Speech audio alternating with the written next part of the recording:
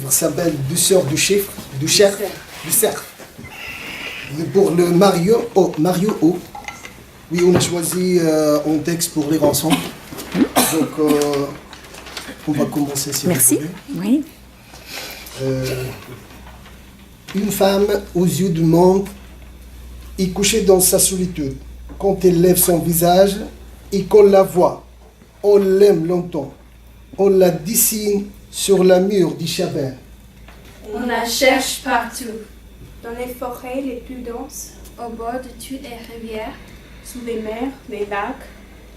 À travers les montagnes, les jungles, On la cherche partout. on l'aime. La femme aux yeux de monde a une douceur muette que l'on ne connaît pas. On voudrait s'allonger contre son flanc, traverser sa neige éternelle sur la pointe des pieds. Laisse-moi m'approcher, belle Claire. À murmurer quelqu'un dans la nuit.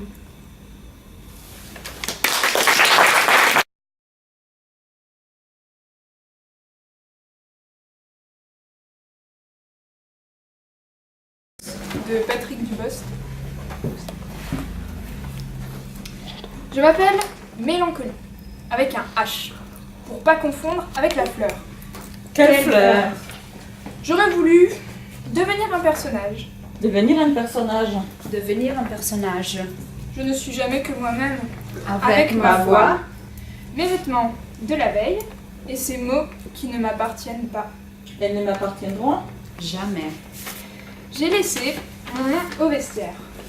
accrochées avec mon manteau. Là, je ne suis pas nue, et même tout à fait habillée. Mais sans mon nom, je me sens comme un peu nue. Un peu morte. Un manteau dans la mort ne sert pas à grand chose, même avec un nom dessus. Je m'appelle Mélancolie, sans H. Brute de fonderie. La mort pour moi, c'est du béton. C'est comme se faire copine. Avec un mur. Au moins, nous n'avons que des vies simples, ou moins moins simples simples parfois, parfois. mais qui n'ont rien à faire ici. Alors, nous enfilons des manteaux, volés dans le vestiaire, avec des noms dessus qu'on assume en partie.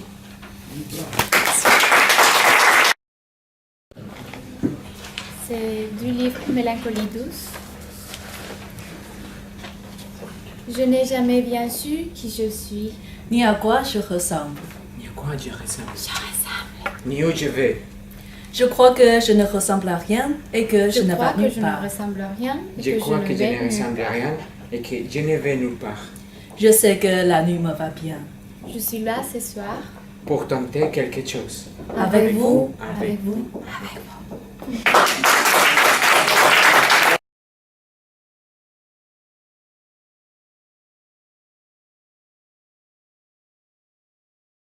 Au travail sur Rondeau de Camille Leguieux.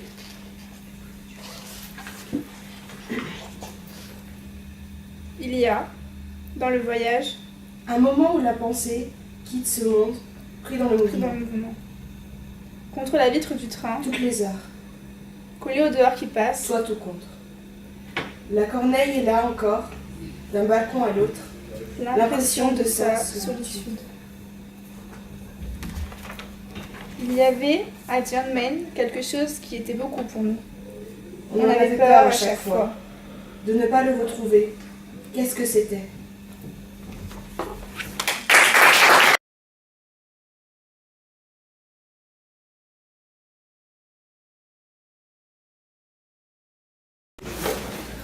Ok, un travail sur un poème par Armand du Poète, il n'y a pas de titre.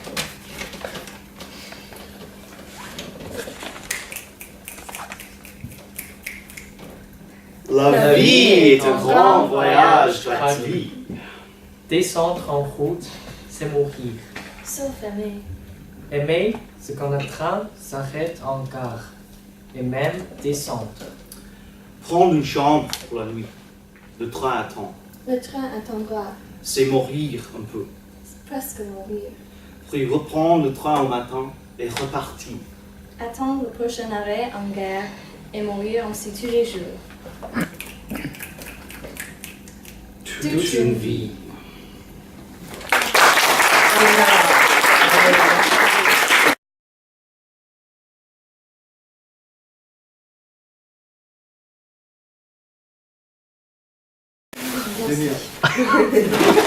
C'est sur quel livre?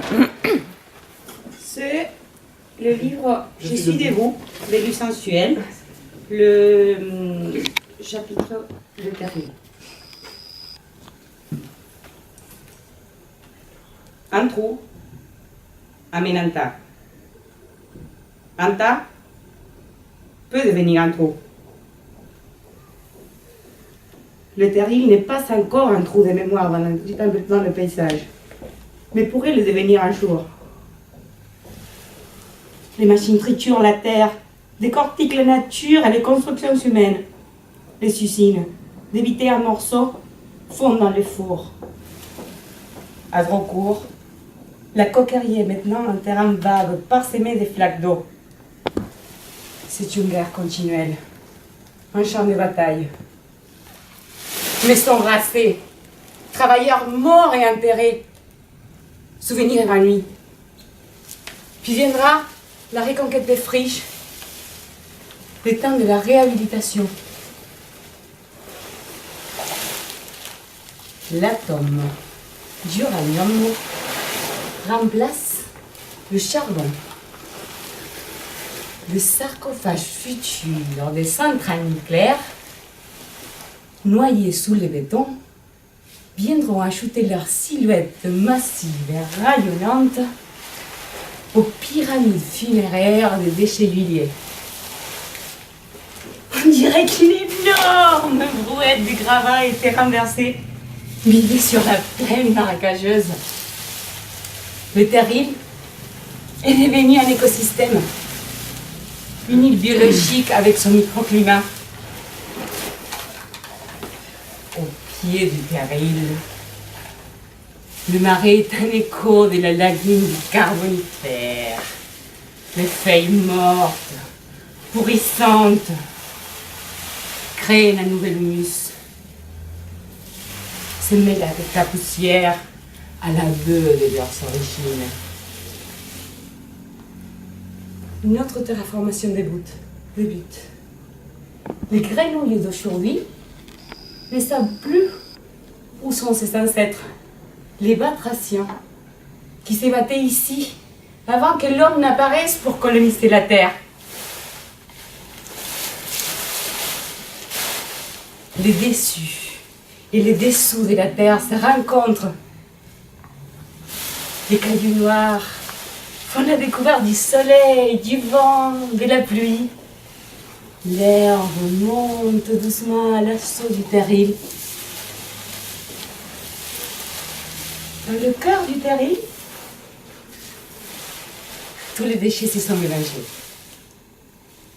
Au schiste écarté, se sont mêlés les crachats, l'urine, la sueur et la cendre de mineurs. On pourrait y faire comme dans un cimetière, des recherches pour identifier l'ADN. Dans le terril, le métissage est réel.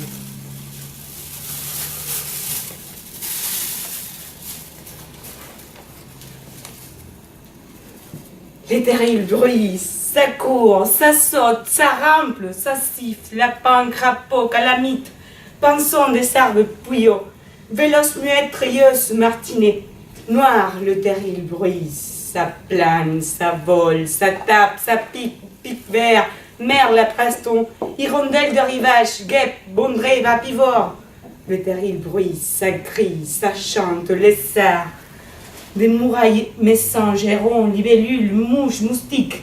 Les terrils bruissent, ça court, ça saute, ça rample, ça siffle. Pique et pêche, macaon, criquet à aile bleue, traquet moteux, tourterelle.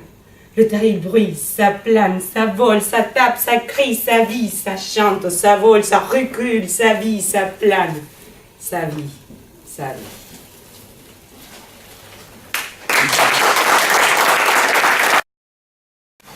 C'est moi qui présente. Ouais. En fait, c'est pas moi qui l'ai choisi. J'étais choqué par ce prénom. Franchement, j'ai jamais choisi ça. J'aurais jamais choisi. C'est les filles, c'est un chapitre de terril. C'est pareil. C'est pour ça, je viens de dire que vous m'avez dit J'aurais dit laisser le terril un petit peu. On puisse faire le terril. Ça n'a rien à voir avec ce terril. On est désolé, c'est pas pareil. C'est pas la même capacité, mais c'est un petit terril. D'accord. D'accord. On commence. Le terril. Était l'une. Frisch steril. Schiste et Schlamm. Stérile. Unanime sur le Schlamm. Et les schistes, ça sort et puis. Ça monte au terril, ce n'est pas du tourisme. On prend des risques, c'est dur. Dur, c'est dur, ça durcit, ça endurcit, on est. Matusé, on paie le prix, on fait le tri, bon gré. Malgré, grâce terrible, terre stérile, Schlamm noir. Schiste rouge, ça cuit la peau, ça use l'âme, ça a tout fini. On ferme. Pas de traces, le terril sautasse, le péril s'efface. Le terril était libre, friche, stérile, schiste et schlamm. Schiste et Schlamm. Schiste et Schlamm. Ouais, super.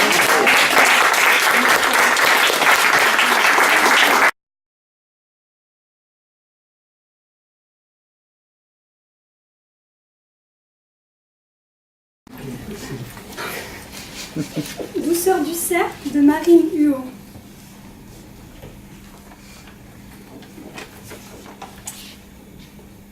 Quand la nuit recouvre les paysages rangés dans la soute, se déplie lentement à la lumière de la lune. Ils sont un peu froissés, mais rapidement, on distingue des collines en accordéon. Des collines en accordéon. Et des sources cachées dans leurs plis. Des sources cachées dans leurs plis. Les hauts plateaux vides montent parfois jusqu'au sommet du mât. Jusqu'au sommet du mât. De là-haut, les labos ressemblent à une géante empreinte digitale. Une géante empreinte digitale. Les grandes voûtes des bergeries abandonnées ont le même squelette que notre bateau. Et la neige qui cache le pont est toujours traversée de pas d'hommes. On ne sait jamais si c'est le même ou plusieurs. On ne sait pas très bien comment tout cela tient ensemble. On sait juste que c'est là, plié, déplié, et qu'on en a besoin. J'ai embarqué à Odessa sur un navire gros ventre dont je ne sais lire le nom. Serais-je bonne capitaine?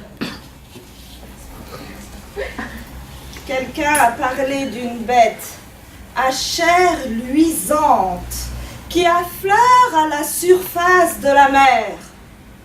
Quelqu'un a parlé d'une bête énorme, pas une baleine blanche, mais un animal fabuleux tout autant qui éclaire la mer la nuit, reflet inversé d'une carte céleste, mouvante et mouillée, lumineuse.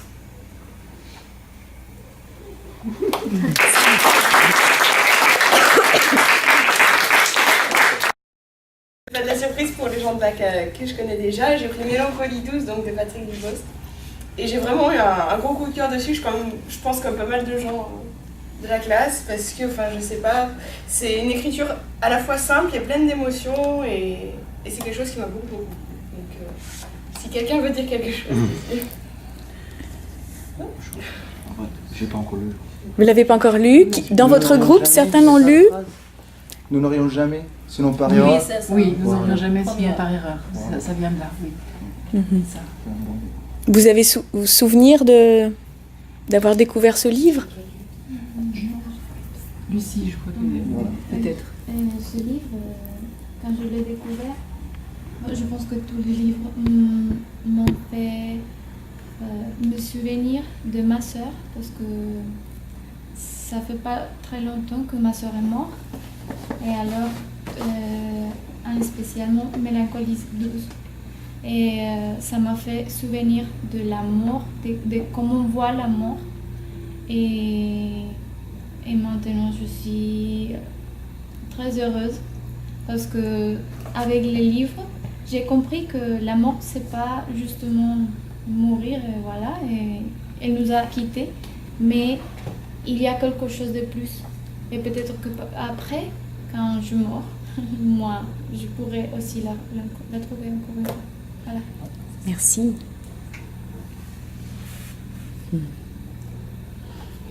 Un autre livre sur lequel on pourrait dire quelques mots?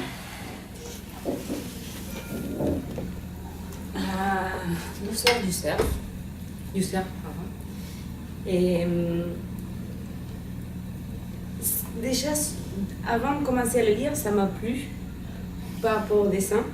Et le cerf là, tout épanoui, en train de profiter de, je sais pas, la lune, on pourrait dire. Et puis cette idée dans un petit bateau, ça fait penser un peu à un monde un peu onirique. Et puis en lisant, c'est un voyage poétique et en même temps qui va vers les origines, la famille aussi, un peu comme toi. C'est pas par rapport à la mort, mais juste par rapport au fait de quitter son pays et d'une façon retrouver le chemin pour comprendre mieux d'où on vient et où on va.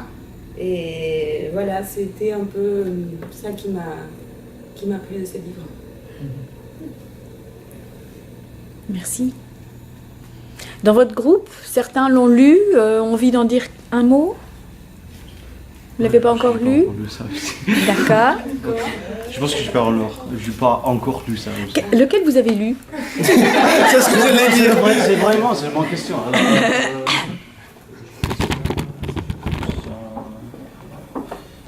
Ça. Je prends ça. À mort toujours. Il y en a plusieurs dedans qui m'ont fait rigoler en fait.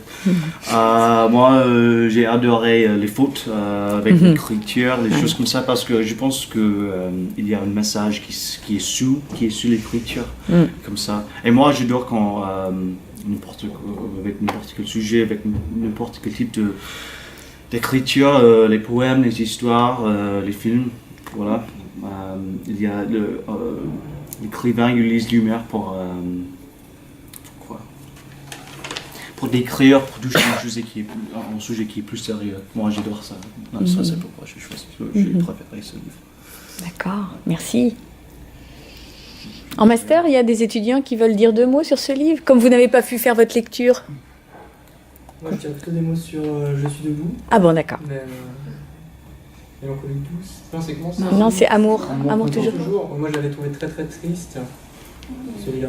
Parce que c'est plutôt joyeux au début, ça raconte un peu une histoire d'amour, choses comme ça. Et au final, c'est très sombre, ça parle de cimetière, de mort, de l'histoire qui se termine mal. Du coup, on ne sait pas comment interpréter le livre. Est-ce qu'on doit le lire d'une façon plutôt triste? Est-ce que l'auteur parle de lui-même? J'ai pas vraiment su comment l'interpréter. C'est intéressant. C'était Franck le livre. Ouais, c'est vrai. Et vous, du coup, vous aviez envie de pointer quel livre? Je suis debout. Moi, je m'y connais pas trop en poésie à la base, et pour moi, la poésie, c'est quelque chose d'un peu poussiéreux, souvent, qui raconte toujours des histoires d'amour, des choses à l'eau de rose, etc. Et en fait, je suis debout, c'est plutôt moderne, où il y a un petit côté culturel, il parle de sa région, un petit peu d'histoire, il y a des références populaires, modernes, il parle de Bukowski, il y a des petites références aux Rolling Stones à l'intérieur. Voilà, du coup, c'est presque plus un roman même que de la poésie pour moi.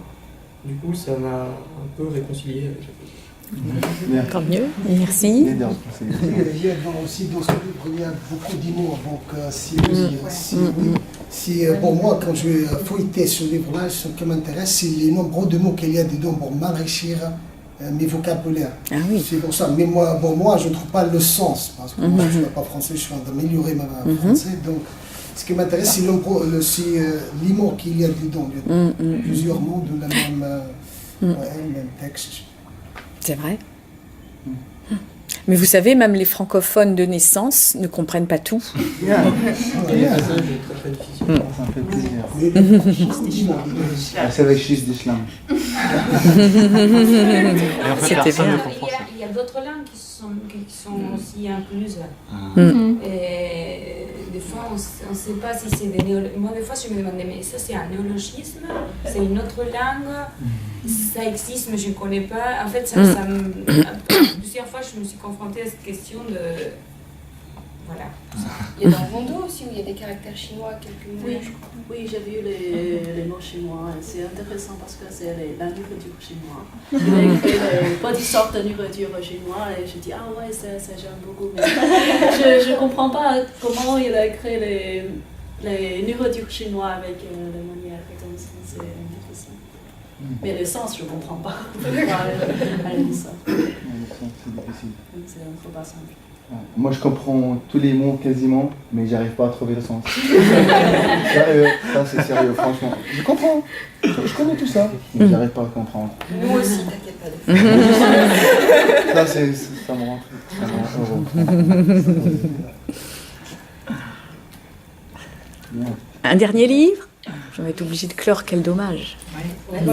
Rapidement, les poèmes de Bombay, Ouais. de Kolaktar.